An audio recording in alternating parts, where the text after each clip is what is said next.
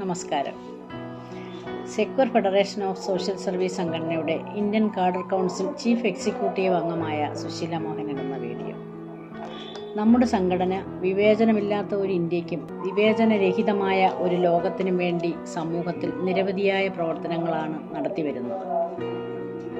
അതോടൊപ്പം തന്നെ ഈ വിവേചനത്തിനെതിരെ സംഘടിച്ചുകൊണ്ട് പ്രവർത്തന മികവ് നടത്തുന്ന നമ്മൾ നല്ല നിലയിൽ മുന്നോട്ട് പോകുന്ന ഈ വേളയിൽ കൂടിയാണ് സ്വാതന്ത്ര്യത്തിൻ്റെ 79ാം വാർഷികം ആഘോഷിക്കപ്പെടുന്നത്. ഈ നമ്മുടെ സ്വാതന്ത്ര്യാനന്തര ഇന്ത്യയിൽ ഇന്നലകളിലെ വിവേചനങ്ങളും അകറ്റി നിർത്തപ്പെടലുകളും ചൂണ്ടിക്കാണിക്കപ്പെടേണ്ടത് അനിവാര്യമാണ്. ഇത് ജനങ്ങളോടുള്ള ഒരു വെല്ലുവിളി കൂടിയാണ്. 1947 ഓഗസ്റ്റ് 15 ബ്രിട്ടീഷ് ഭരണത്തിൽ നിന്നും മോചനം നേടിയ ഇന്ത്യ അക്കാലത്ത് കടുത്ത വെല്ലുവിളികളെ നേരിട്ടുകൊണ്ടാണ് ലോകത്തിലെ ഏറ്റവും വലിയ ജനാധിപത്യ രാജ്യമായി സ്വയം വളർന്നത്. വൈവിധ്യമാർന്ന സംസ്കാരങ്ങളും വ്യത്യസ്ത മതങ്ങളും ഭാഷകളും വംശങ്ങളും അടങ്ങുന്ന ഒരു വൻകരയെ ജനാധിപത്യത്തിൻ്റെ ഒറ്റ നൂലിൽ കോർത്തിണക്കുക എന്നത് നിസ്സാര കാര്യമായിരുന്നില്ല. ജനാധിപത്യം ഉൾക്കൊള്ളലിൻ്റെയും പങ്കുവെക്കലിൻ്റെയും ദർശനമാണ്. വിഭജനത്തിൻ്റെയും അകറ്റി നിർത്തലിൻ്റെയും ബഹിഷ്കരണത്തിൻ്റെയും ദർശനമല്ല. നൂറ്റാണ്ടുകളായി ദലിതരെയും ആദിവാസികളെയും അയിത്തജാതിക്കാരും അപരിഷ്കൃതരുമായി നിലനിർത്തിയത് ഇവിടെ നിലനിന്നു പോന്നിരുന്ന വർണ്ണജാതി വ്യവസ്ഥയാണ്. അതൊരു ജീവിത സമ്പ്രദായവും ഭരണക്രമവുമായിരുന്നു. ഈ യാഥാർത്ഥ്യം തിരിച്ചറിഞ്ഞ ഭരണഘടനാ നിർമ്മാതാക്കളാണ് രാഷ്ട്രീയ ജനാധിപത്യത്തെ ഇന്ത്യൻ ഭരണഘടനാ സമ്പ്രദായമായി നിർവചിക്കുകയും ജാതി, മത, ലിംഗ, വർഗ, വംശ വിവേചനങ്ങൾ വിലക്കുന്ന ഇന്ത്യൻ ഭരണഘടനയ്ക്ക് രൂപം നൽകിയത്. ഭരണഘടന മുന്നോട്ട് വയ്ക്കുന്നത് സാമൂഹ്യ സമത്വ സങ്കല്പമാണ്.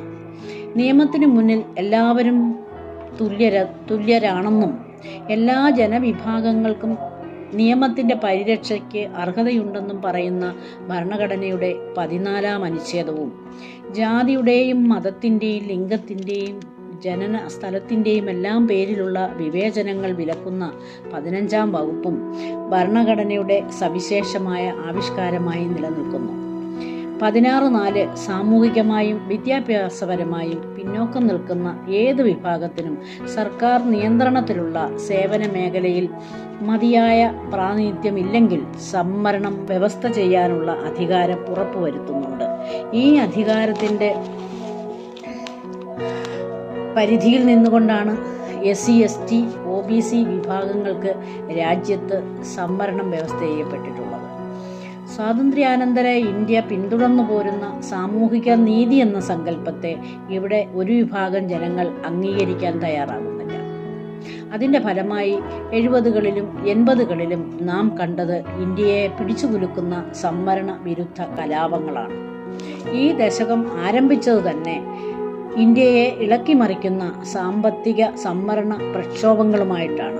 70കളുടെ അവസാനത്തിലും 80കളുടെ ആരംഭത്തിലും ബീഹാറിലും ഗുജറാത്തിലും പൊട്ടിപ്പുറപ്പെടുകയും നൂറുകണക്കായ ആളുകളുടെ ജീവനും സ്വത്തിനും നാശനഷ്ടങ്ങൾ സംഭവിക്കുകയും ചെയ്ത ഈ കലാപങ്ങൾ ഉത്തരേന്ത്യൻ സംസ്ഥാനങ്ങളിലാകെ പടർന്ന് പന്തലിച്ചുകൊണ്ടിരിക്കുകയാണ്.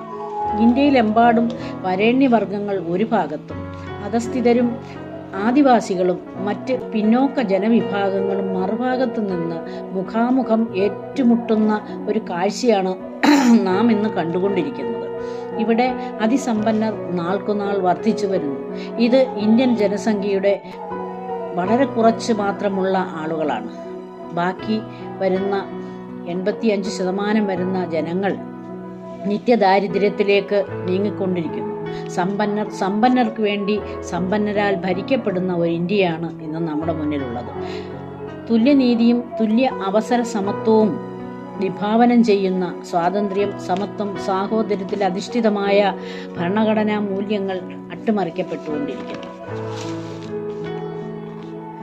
സ്വാതന്ത്ര്യലബ്ധിക്ക് ശേഷം രാജ്യം ദാരിദ്ര്യ നിർമ്മാർജ്ജനത്തിലും സാങ്കേതിക വിദ്യയിലും വൻ കുതിച്ചുചാട്ടം നടത്തിയെങ്കിലും രാജ്യത്ത് സാമ്പത്തിക അസമത്വം രൂക്ഷമായി തുടർന്നുകൊണ്ടിരിക്കുന്നു. രാജ്യത്തിൻ്റെ വലിയൊരു ശതമാനം സമ്പത്തും വളരെ ചെറിയൊരു വിഭാഗം ആളുകളുടെ കൈകളിൽ മാത്രമായി കേന്ദ്രീകരിക്കപ്പെടുന്നു. ഗ്രാമ മേഖലകളിലും പാർശ്വവൽക്കരിക്കപ്പെട്ട സമൂഹങ്ങളിലും പട്ടിണിയും കുട്ടികളുടെ പോഷകാഹാരക്കുറവും ശൈശവ മരണങ്ങളും ഇപ്പോഴും വലിയൊരു ഭീഷണിയായി തന്നെ തുടരുന്നുണ്ട്. യുവജനങ്ങളുടെ വലിയൊരു പങ്കാളിത്തമുള്ള രാജ്യമാണ് ഇന്ത്യ. എന്നാൽ അതിനനുസരിച്ചുള്ള തൊഴിലവസരങ്ങൾ സൃഷ്ടിക്കാൻ സ്വതന്ത്ര ഇന്ത്യയിൽ നമുക്ക് കഴിയുന്നില്ല. അത് വലിയൊരു തിരിച്ചടിയായിട്ടാണ് നമുക്ക് കാണാൻ കഴിയുന്നത്.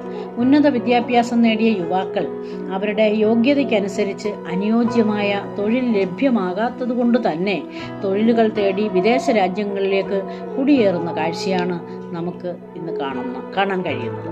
അതിൻ്റെ ഫലമായി അവരുടെ മാതാപിതാക്കളെ വേണ്ട രീതിയിൽ സംരക്ഷിക്കാൻ കഴിയാതെ വരുന്നതുകൊണ്ട് വൃദ്ധസദനങ്ങളുടെയും ആശ്രയ ഭവനങ്ങളുടെയും ഒക്കെ എണ്ണം ഇന്ന് വളരെയധികം കൂടുതലാണ്.